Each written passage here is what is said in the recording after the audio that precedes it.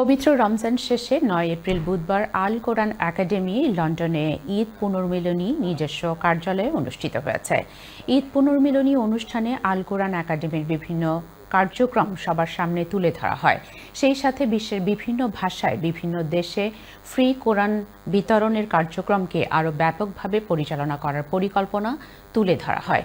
অনুষ্ঠানে আল কোরআন academy trustee ও ভলান্টিয়ারদের প্রতি কৃতজ্ঞতা প্রকাশ করেন।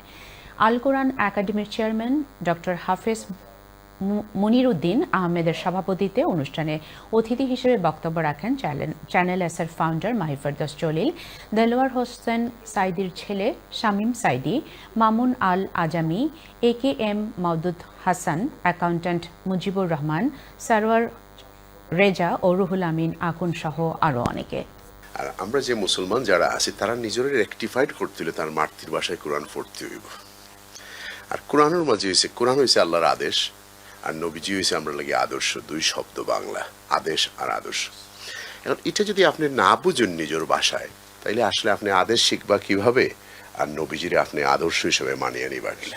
চ্যানেল এসের মাধ্যমে এদেশের সাধারণ মুসলমানরা যেভাবে কোরআন বিতরণের সহযোগিতা করেছেন তাদের সবার জন্য আমরা দোয়া করি। যে উদ্দেশ্যে আল্লাহর কোরআনের সাথে কাজ করেছেন আল্লাহ তাআলা প্রত্যেককেই এর বিনিময় দান করুন।